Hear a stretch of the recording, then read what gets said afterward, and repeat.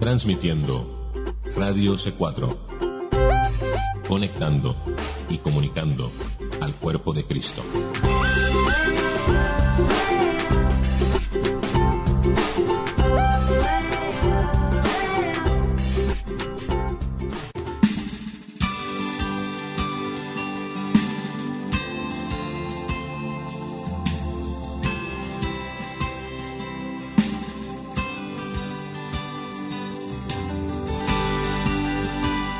Radio C4 presenta Libre al Fin con Karina Guidi.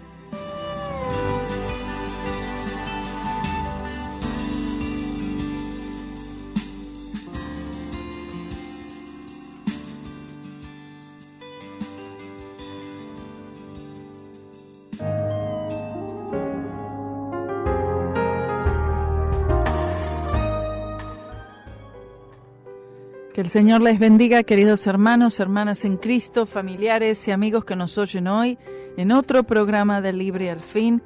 Y por la gracia y la misericordia de Dios, hoy tenemos otro día más que podemos estudiar juntos la palabra de Dios. Y aquí con nuestro estudio del libro de Efesios, en el capítulo 2 estamos. Y hoy vamos a ver o terminar de ver el versículo 3. Y es extraordinario todo lo que hay solamente en un versículo, porque estamos hablando de una doctrina, que es la doctrina del pecado, hermanos. Estamos hablando de el pecado. Así que si alguien no quiere oír eso, bueno, ya vaya cambiando y póngase a oír otra cosa. Pero espero que no sea así, porque realmente viendo estas notas y viendo estos comentarios y preparando esto, la verdad es que entra un temor de Dios. Eso es lo que se siente, es un temor del Señor por el grave problema que ha infectado la humanidad entera, que es el pecado. Además, dentro de la esfera del pecado, hay tantas, pero tantas variedades y tantas cosas, que también está dentro de eso la religión, el estado del hombre religioso. El mundo está lleno de religión, hermanos. El hombre ya es de por sí, por naturaleza, religioso. Y cuando hablo de religión, no estoy hablando de nada que tenga que ver con la cruz de Cristo, ni con el Espíritu Santo, ni con la palabra de Dios, sino la religión que es todo aquello inventado por el hombre. Entonces el hombre inventa algo como una manera, un medio para alcanzar a Dios, o si no le importa a Dios, que de todas maneras no le importa a Dios, sea para mejorarse a sí mismo. Es decir, para en alguna manera el hombre verse mejor, sentirse mejor con él mismo, hacer cosas, obras, por supuesto, aunque sean buenas obras, hacer estas cosas con el motivo de mejorar su vida, de mejorar sus hábitos, y esto no es de Dios, y de hecho se opone a todo lo que es de Dios. ¿Por qué? Porque ahí no está el Señor involucrado, no está el espíritu de regeneración, no está la cruz de Cristo, la sangre derramada del Señor, aunque hable de Dios en un sentido positivo, aunque hable de cosas buenas, de buenas obras, de ayudar al pobre, ayudar al prójimo, etcétera, etcétera, en sí no está basado sobre el fundamento. Entonces, todas aquellas cosas que para el mundo religioso puedan ser buenas y se vean buenas, pero no tienen el fundamento que es la sangre derramada del Señor Jesucristo, el Señor se opone a eso. Dios no puede recibirlo, no puede aceptarlo. Y siempre damos el mismo ejemplo. Hay muchísimos ejemplos en la palabra, pero un ejemplo claro desde el inicio del hombre, del mundo, es Caín y Abel. ¿Qué mejor ejemplo claro como ese? Ya al inicio, desde la creación del hombre. Caín, un altar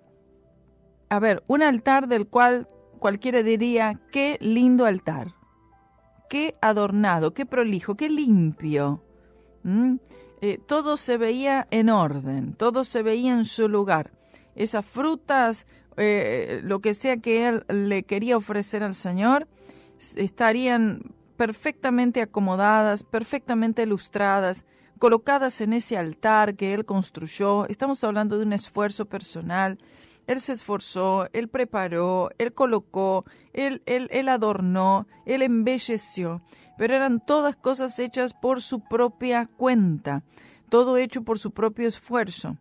Él ignoró absolutamente lo que Dios demandaba. Él conocía la historia de sus padres, pero eso no hay duda de eso. Él conocía la historia de sus padres, la caída del hombre.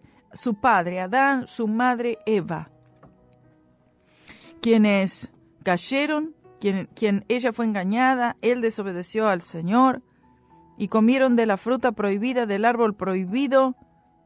Ellos se cubrieron su desnudez con hojas de parra, el Señor los desviste, los desnuda y entonces les coloca, Él les viste, Dios les viste con pieles, ¿no?, de animal. Lo cual estaba hablando, esta nunca, jamás va a ser la manera que yo pueda a ustedes recibirles de nuevo. Si ustedes quieren tener comunión conmigo, quieren tener perdón de pecados. Y esto es lo que el hombre tiene que buscar del Señor inicialmente al ir a Él.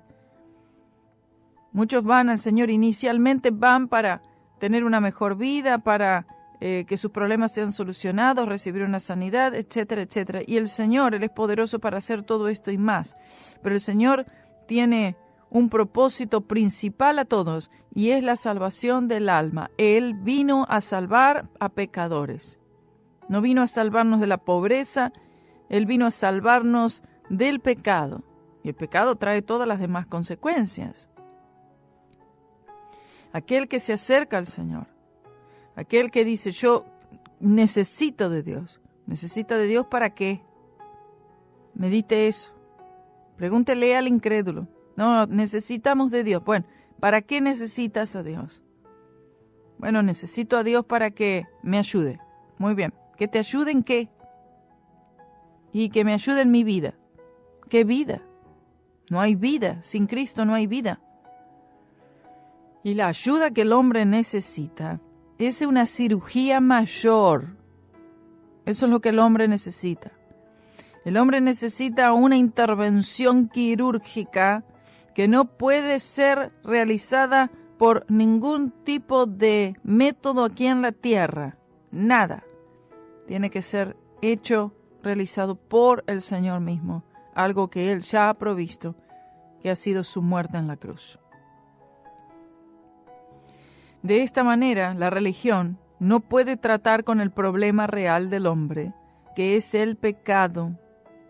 La religión lo que hace es como Caín y su altar, adorna, cubre, lo tapa. El pecado, bueno, estoy diciendo mal, porque ni siquiera lo tapa ni lo cubre. En el Antiguo Testamento era cubierto por la sangre del Cordero. Cuando me refiero a que lo tapa es que pone otras cosas delante para que no se pueda ver la única manera de salvación, que es la cruz de Cristo. Entonces lo tapa con obras.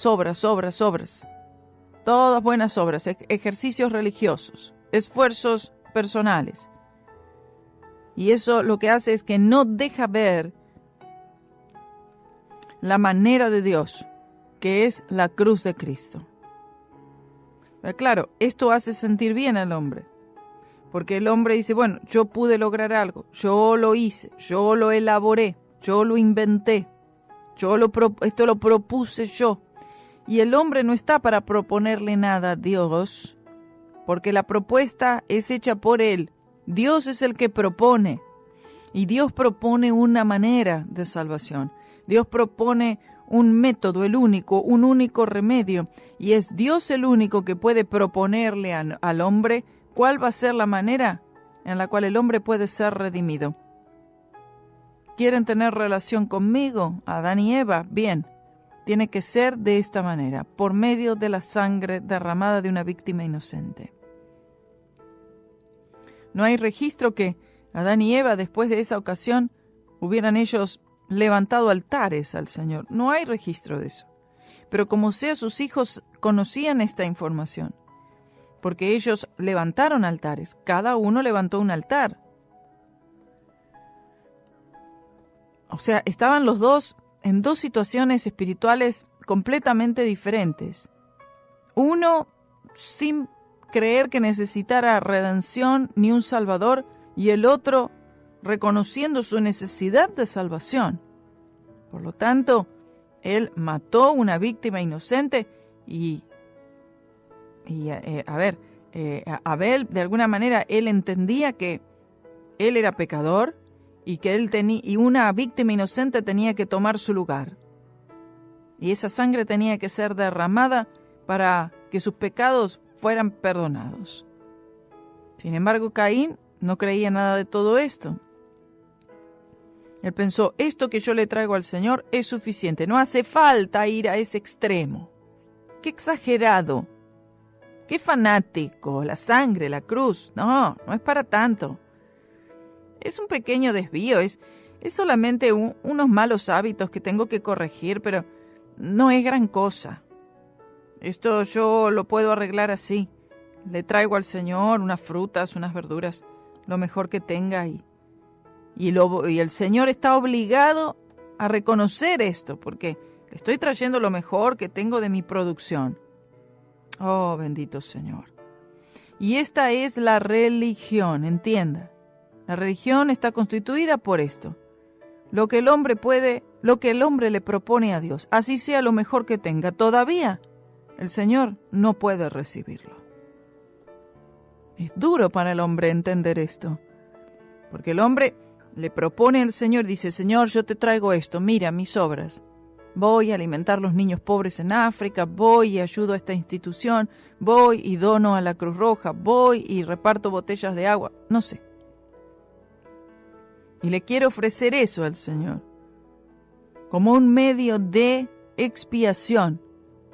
El hombre queriendo expiar sus propios pecados. ¿Cómo? Por sus propias obras. ¿Cuáles? Las mejores que pueda rendir. Nada de eso Dios puede aceptar. Dice la palabra del Señor que aún hasta nuestras mejores obras para Él representan trapos de inmundicia. Algo, la verdad que bastante desagradable, por decir algo, desagradable. Provoca el desagrado de Dios. Todo lo que el hombre fabrica, inventa, pensando, esto me va a mejorar, esto va a hacer que yo cambie, esto va a hacer que tenga favor con Dios, esto va a lograrlo. Es solamente lo que Dios ha propuesto. La demostración de su amor. Dios ha demostrado su amor para con el hombre. Amén. Por eso es un propiciatorio en el que Dios es propicio a mí. Dios es misericordioso conmigo. Y su misericordia y su gracia son demostradas en el enviar a su precioso y amado Hijo aquí a este mundo para hacerse hombre, siendo Dios, dejar todo, hacerse hombre, vivir como hombre, vivir una vida perfecta, gloria a Dios, para luego también encima tener que pagar la penalidad de la ley, una ley que Él no quebrantó, sino que la quebrantamos nosotros. Y la paga del pecado es muerte. Y Él murió. Él se dejó colgar allí. Él se mantuvo colgado allí. Y Él lo hizo por todos nosotros. ¿Por qué? Porque esa era la única manera que Dios el Padre podía aceptar para que el hombre fuera redimido. La muerte de su Hijo amado.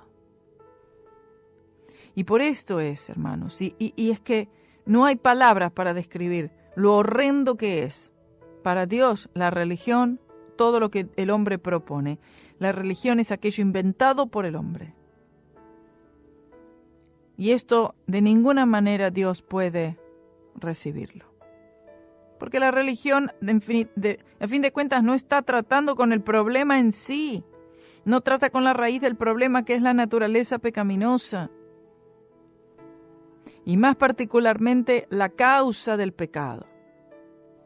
O sea, el problema es el pecado y la causa, el corazón malvado, la naturaleza mala, la naturaleza pecaminosa, simplemente porque es imposible tratar con esto en la capacidad religiosa,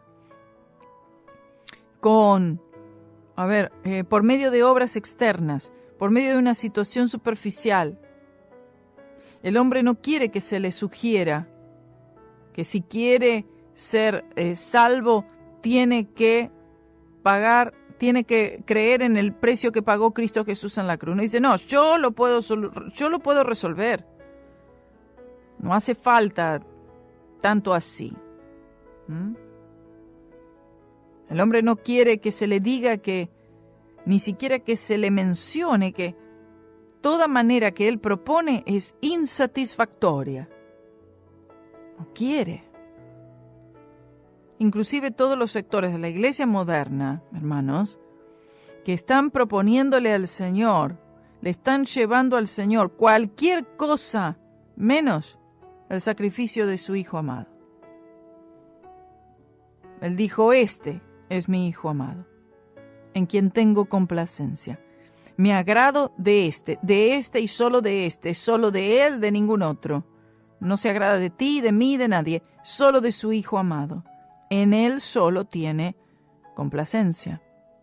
Si nosotros estamos en Cristo Jesús, Dios se agrada de nosotros, pero en Cristo, a través de Cristo, por medio de Cristo. Gloria a Dios. Así fue con Pablo. La mera idea de que un hombre colgado en un madero pudiera efectuar algún tipo de salvación para la humanidad, para los hombres de aquel tiempo, era una locura. Era una locura esto mismo en el pensamiento de Pablo antes de su conversión, en el camino a Damasco. ¿Qué es esto? Esto es una locura. Por eso es que la palabra del Señor se la refiere como la locura de la predicación. ¿Por qué? Porque los hombres en aquel tiempo se referían al Evangelio como una locura. ¿Por qué les era locura? No, si es que si estamos esperando un Mesías, un Redentor, bueno, va a venir en un caballo blanco, va a venir como un príncipe, como un rey, va a venir rodeado de oro y de plata, va a venir aquí a derrocar el imperio romano y a levantar la nación de Israel para que seamos la nación preeminente en toda la tierra. ¿Entienden? No, y vino y nació como un niño de una virgen, de una familia pobre, en un establo donde hay animales, en Belén, luego en Nazaret. ¿Qué bueno puede salir de Nazaret?, decían. Nada, decían. De ese pueblito, y de ahí entonces se crió con esta familia.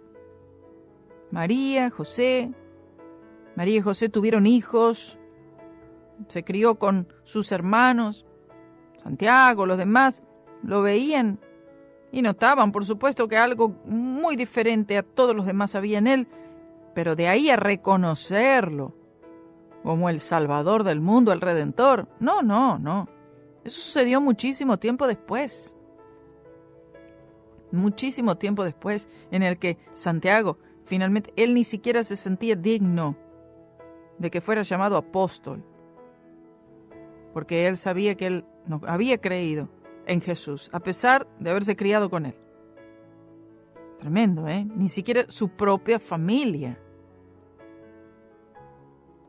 Si ni su propia familia le creía en él, imagínense el resto del pueblo de Israel, los judíos, o cualquier otro en realidad. Entonces, la manera en la cual el Señor Jesucristo vino fue para,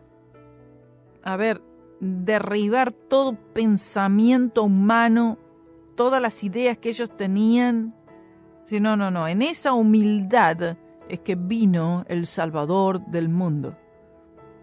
Y esta idea era una locura, que terminara un hombre, si supuestamente es Dios, ¿cómo es posible que termine colgado en un madero?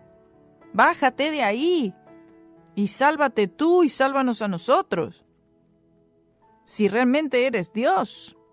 Bueno. Entonces este era un pensamiento de gran locura hasta que Pablo se convirtió.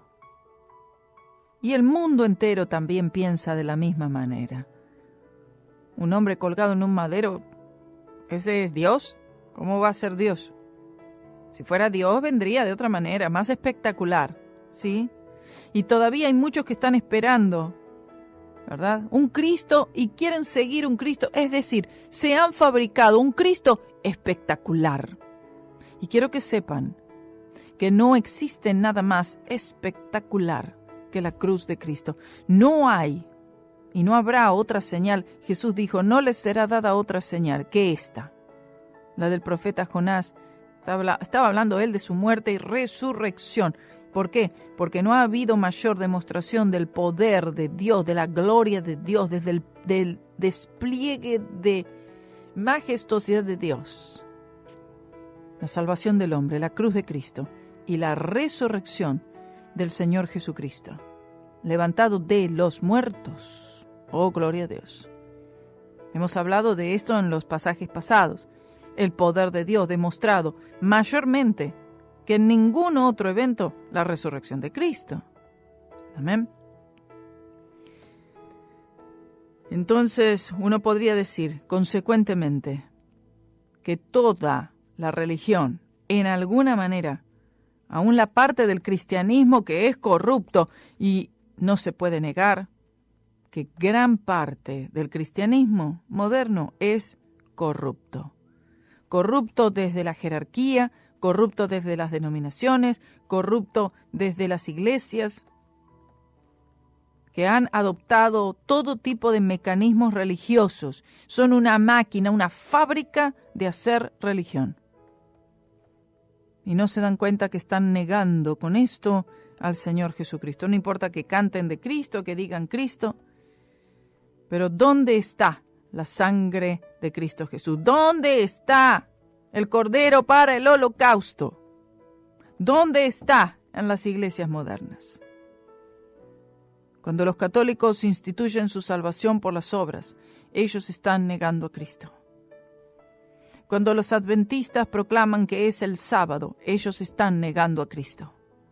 Cuando los mormones dicen que es por las obras, que dicen que es Cristo, pero también todo lo que tú puedas hacer, están negando a Cristo. Cuando los testigos de Jehová, aunque vayan casa por casa y tratando de ganarse la salvación por las obras, están negando a Cristo. Aún las iglesias pentecostales, que ponen todo tipo de reglas, de legalismo, para poder llegar a ser un cristiano completo, están negando a Cristo. Y asimismo podemos hablar de todas las demás, cualquier denominación, los sectores del cristianismo, del misticismo, del reino ahora, del dominionismo, están negando a Cristo. Antes de su conversión, Pablo trató de cumplir la ley de Moisés. Vean ese ejemplo. Y esto lo dejó confundido, proclamando obras por justicia. Sin embargo, él no estaba cumpliendo ninguna ley. Las estaba quebrantando todas, todo el tiempo, en pensamiento, en obras, en hechos, en palabras. Él estaba en contra de Cristo, enemigo de Dios, aún persiguiendo a aquellos seguidores de Cristo. En otras palabras, él estaba matando personas, uno podría decir, en el nombre del Señor.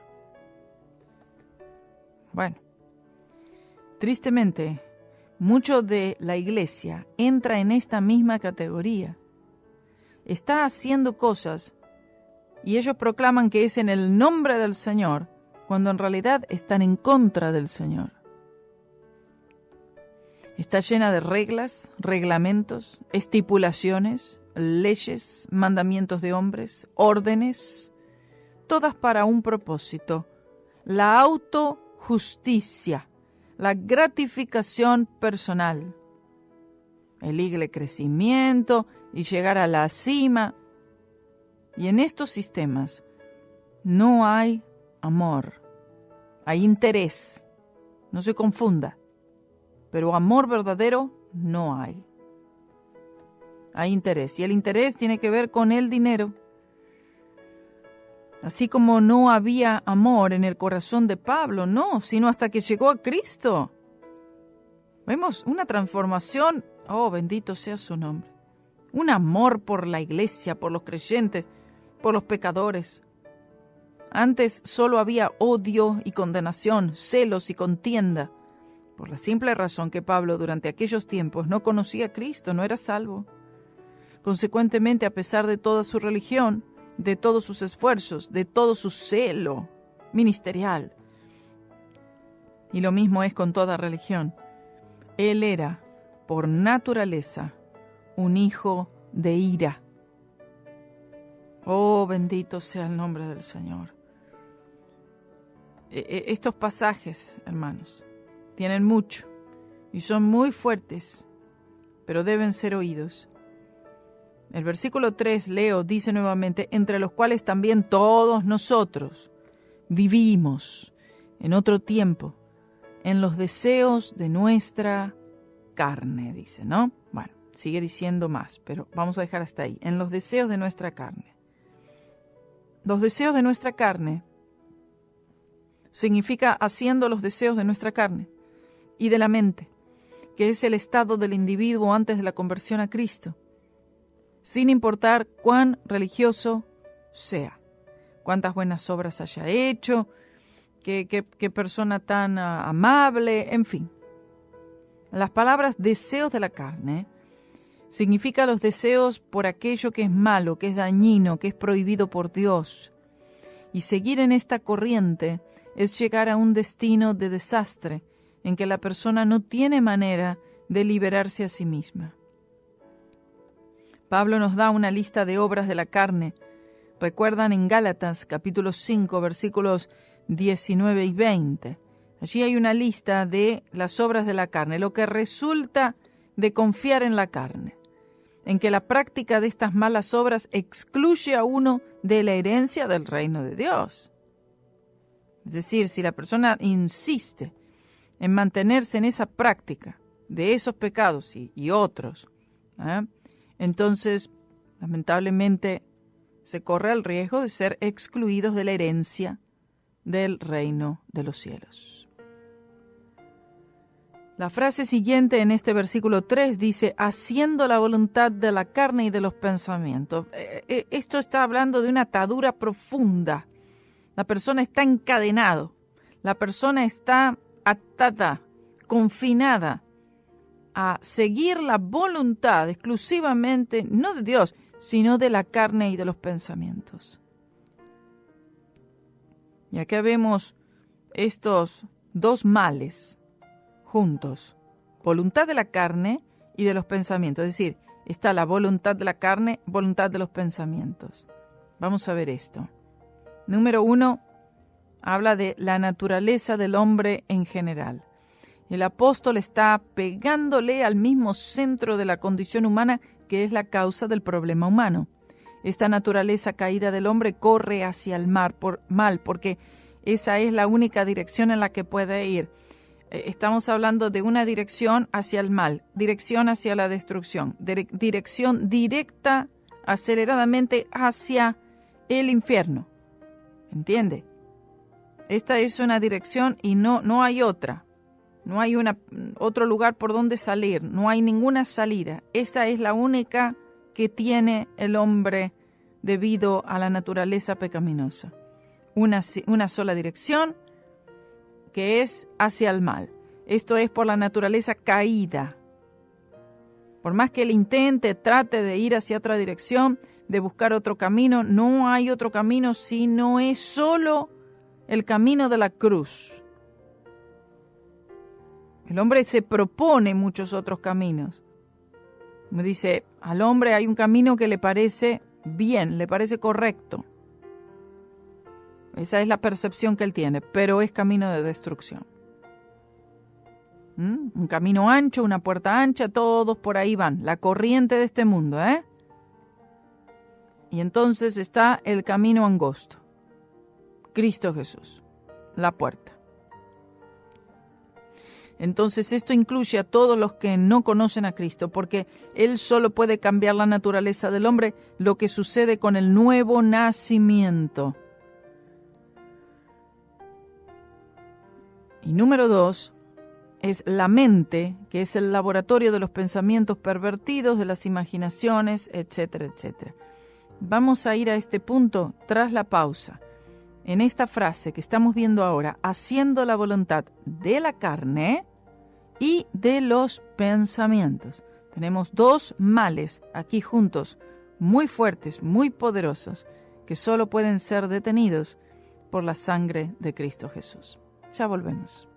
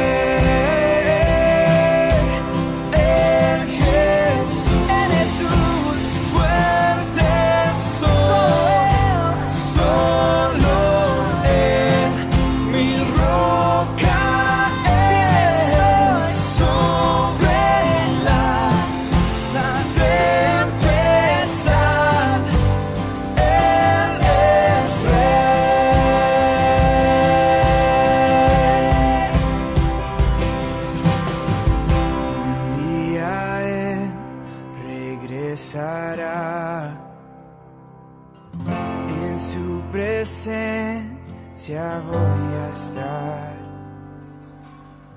sin mancha ante Él vendré, justificado por la fe, justificado por la fe.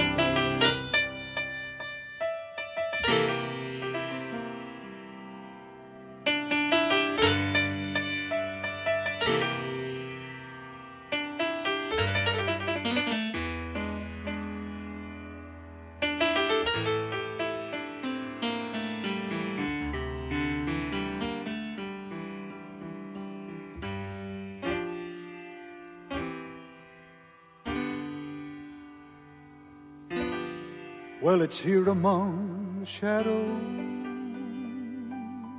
Yes, it is. Oh, I'm living alone, lonely land.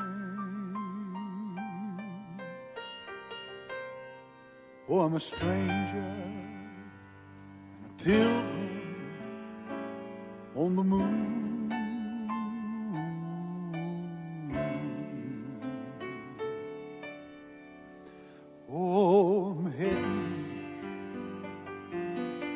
Heading toward that sunrise. Somebody told me there's victory ahead. I believe it, I believe it, I believe it. Wanna tell you there I'm looking for a city. Oh, build above.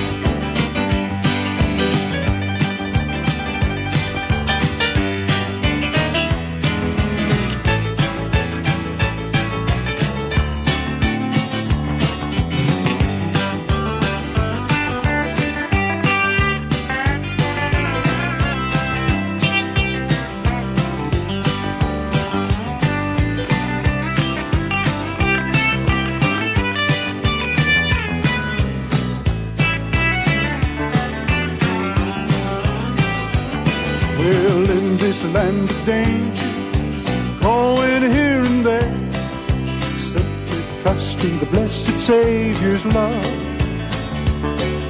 Though we may be strangers, living in a world of care, looking for the city built above. Sing it, John!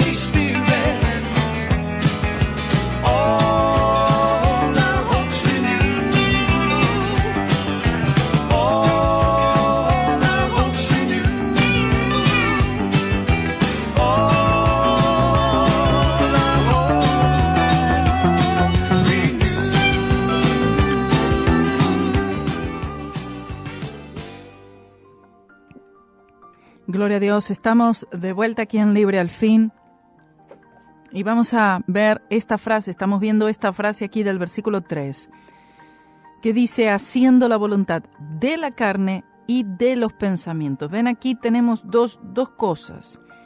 Número uno, la naturaleza del hombre en general, está hablando de la voluntad de la carne, nos referimos al problema humano, la caída del hombre, la naturaleza pecaminosa. Y número dos, tenemos la mente, que es el laboratorio de los pensamientos pervertidos, las imaginaciones, etc. Ahora, vean este versículo en Génesis 6:5, antes del diluvio universal, dice, y vio Jehová que la maldad de los hombres era mucha en la tierra, y que todo designio de los pensamientos del corazón de ellos era de continuo, solamente el mal. Quiero que ustedes vean a este punto el mal, la maldad que había llegado al colmo. Cuando la maldad llega al colmo, usted sabe que Dios hará algo al respecto. El Señor envió el diluvio universal. Este era el resultado de los deseos de la carne y de los pensamientos del corazón. Por lo tanto, aquellos que no han experimentado el poder regenerador del Señor están en el mismo estado que aquellos antes del diluvio. Voy a decirlo otra vez. Es fuerte, es choqueante, es duro. Nos cuesta absorber esta verdad completamente, pero aquellos que no han experimentado el nuevo nacimiento, el poder regenerador del Espíritu Santo, los que no nacieron del Espíritu, están en el mismo estado que aquellos antes del diluvio. La maldad de los hombres era mucha en la tierra y todo designio de los pensamientos del corazón de ellos era de continuo solamente el mal. Todo pensamiento es proveniente del mal continuamente. Esta es una declaración triste, fuerte, pero la verdad. Las intenciones son malas. Y sí, pero lo que hizo parece bueno. La intención mala, motivación mala, pensamiento malo, corazón malo, acciones malas. Los hechos terminan siendo malos. Antes de la conversión, la naturaleza mala estaba a rienda suelta. La palabra deseos en el griego es la palabra telema y significa deseos que vienen de las emociones, por lo que la vida del no salvo es controlada por las emociones en vez de la razón. Dice, ¡ay, qué impulsivo! ¡Qué emocional! Bueno, es porque todavía están esos deseos carnales controlando. Y lo que tristemente sucede también que en los creyentes pasa esto. Controlados por los deseos de la carne en vez del Espíritu Santo. La palabra griega para pensamiento es la palabra pronesis y significa la manera de pensar. Teológicamente se usa en Romanos capítulo 8. Y para esto sería bueno ver estos versículos, capítulo 8 de Romanos, versículos 6 y 7, que dicen así: porque el ocuparse de la carne es muerte, pero el ocuparse del Espíritu es vida y paz, por cuanto los designios de la carne son enemistad contra Dios, porque no se sujetan a la ley de Dios, ni tampoco pueden. Por eso, cuando dice la palabra que van siguiendo la corriente de este mundo, o sea, no pueden cambiar de dirección. La corriente es esa, la del mundo, la de Satanás, los designios de la carne, los deseos de la carne y del pensamiento. Están yendo hacia una dirección sin poder, dice, porque no se sujetan a la ley de Dios, ni tampoco pueden. ¿Por qué no pueden? Bueno, porque están corrompidos por la depravación total. Es necesario el nuevo nacimiento. ¿Ven esto? Vean aquí que dice, por cuanto los designios de la carne. Y aquí en Génesis estaba hablando acerca de esto. También dice, todo designio, dice, de los pensamientos del corazón de ellos era de continuo solamente el mal. La dirección y orientación del pensamiento humano es corrompido por el pecado. Los seres humanos, sin el Espíritu de Dios, son incapaces de absorber las realidades espirituales, por lo que se rebelan en contra de Dios. La fe en Cristo tiene un impacto decisivo en la manera que piensa una persona, por lo que la dirección y actitud de los creyentes deben ser afectados por su compromiso con Cristo. Deberían reflejar, ¿verdad?, las virtudes de Cristo. El Nuevo Testamento sigue dando testimonio del hecho que la mente humana es el órgano de percepción de las realidades espirituales, siendo éste frugal, corrupto, depravado. Por la fe en Jesús ponemos el nuevo hombre, nos vestimos de Cristo, de la justicia de Cristo, el que solo puede hacer que renovemos la habilidad humana para percibir y actuar conforme a la voluntad de Dios. Dos pasajes nos recuerdan de nuevo que solo Dios puede abrir el entendimiento humano a la verdad espiritual. Hebreos menciona 2 veces sobre la promesa de Dios bajo el nuevo pacto, cuando dice, pondré mis leyes en vuestros corazones. Y dice así, Hebreos 8:10, por lo cual este es el pacto que haré con la casa de Israel, después de aquellos días, dice el Señor. Pondré mis leyes en la mente de ellos. Las leyes habían sido puestas, recuerden, en unas tablas de piedra. Bueno, ahora el Señor, tras la cruz de Cristo, Él las pone en nuestros corazones y en nuestras mentes, dice, y sobre su corazón las escribiré, y seré a ellos por Dios, y ellos me serán a mí por pueblo. En Hebreos 10:16, similares palabras. Dice, este es el pacto que haré con ellos después de aquellos días, dice el Señor, pondré mis leyes en sus corazones y en sus mentes las escribiré. Esto sería por la morada del Espíritu Santo, que nos recuerda todas las cosas de Cristo. Una transformación interna de la personalidad humana cumplida por una obra de Dios es necesaria para abrir la mente del hombre hacia Dios.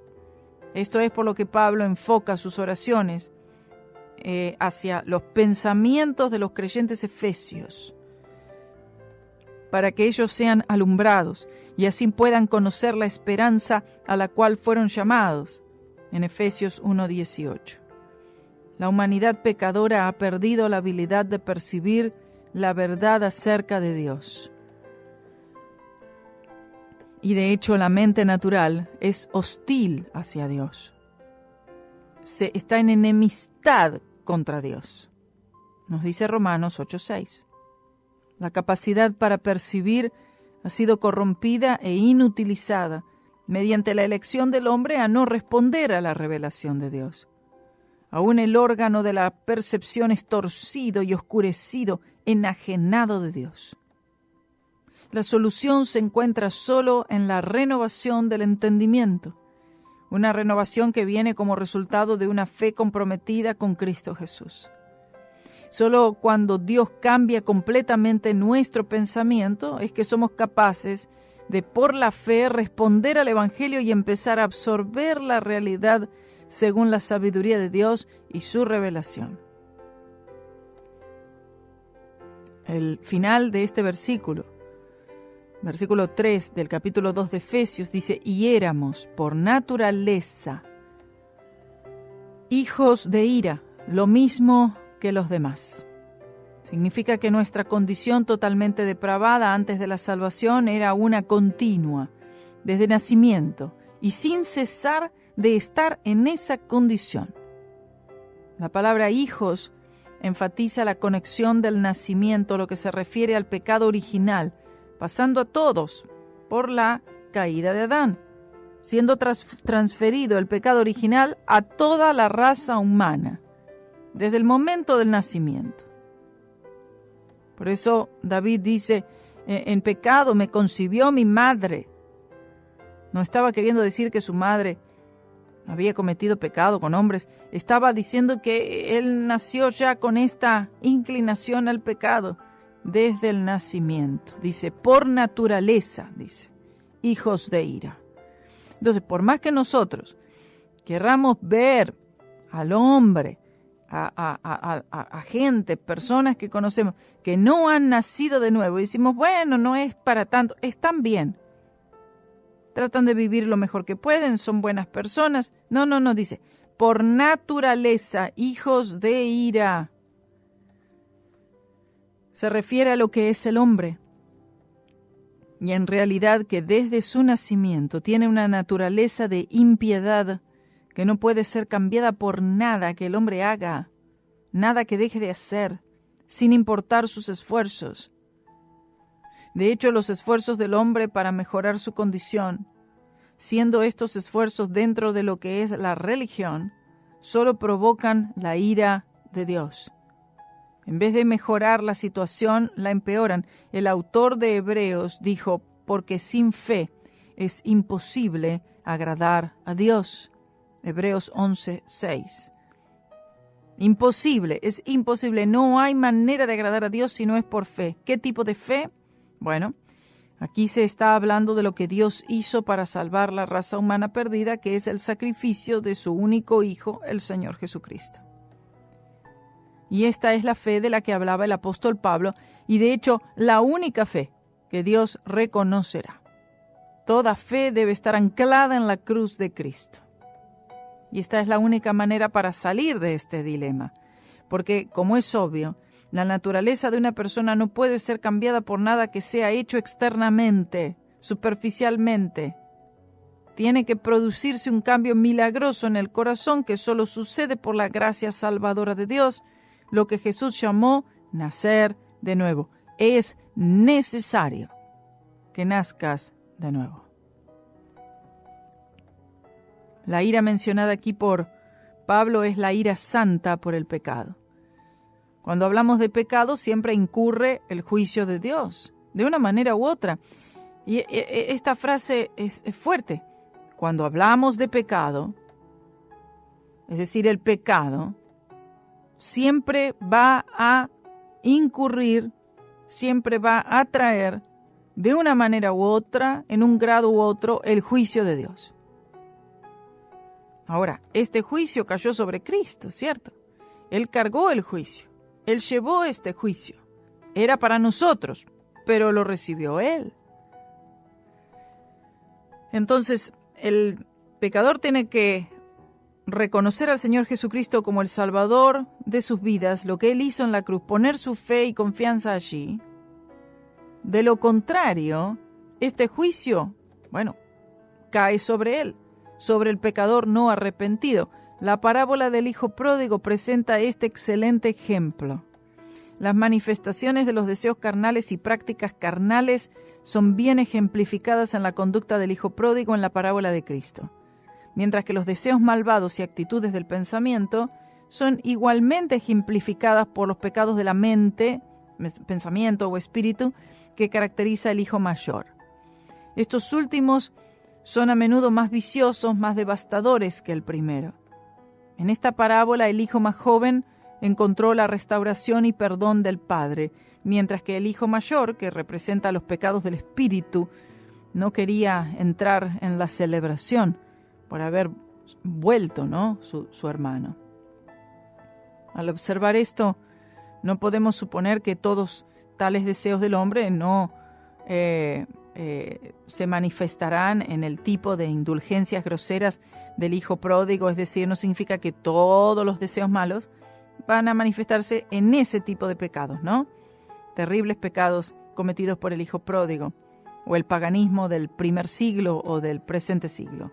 El hijo mayor era respetable, sí, era religioso, tenía una conducta externa, pero al mismo tiempo era arrogante, obstinado, resentido, y el enojo llenó su mente y espíritu. Esto es para entender que el pecado se manifiesta de muchas maneras, hermanos, y todas sus formas es repugnante ante los ojos de Dios y merecen su ira.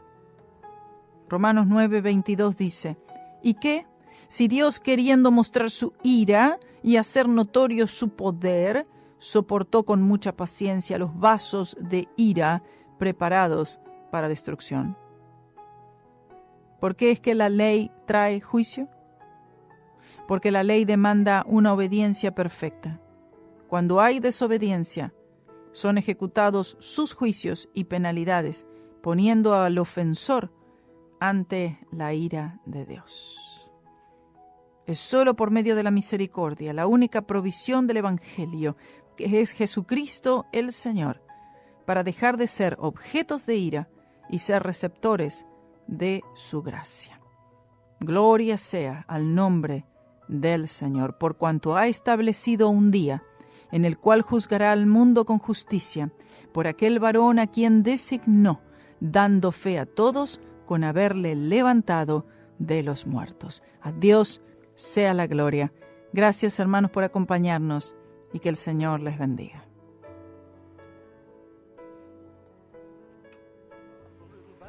Dottie Rambo some time ago wrote a song that it blessed me the moment I heard it. John's going to help me on the courses. I had a lady right here in the city the other day. We sung it over television. Oh, it's been some months ago. But she said, Brother Swaggart, and I didn't know who she was, but of course the Lord knew. She said, you'll never know how much it blessed me. And I pray that it'll bless you tonight. I've never been this homesick before. Danny?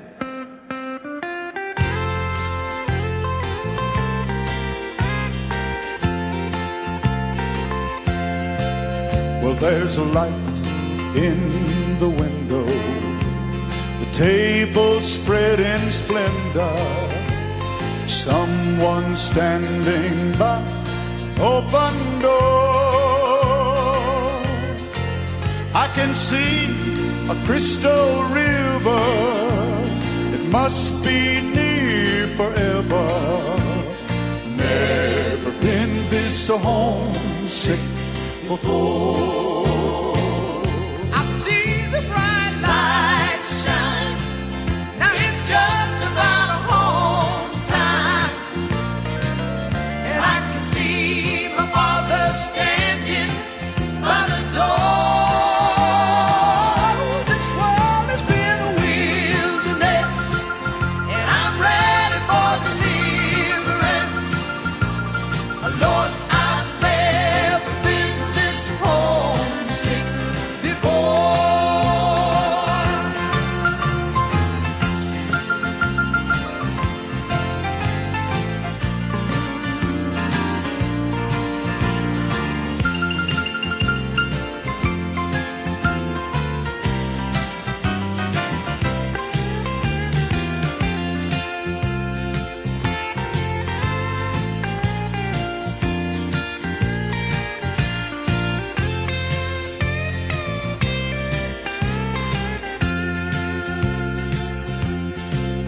I can see the family gather, sweet faces all familiar.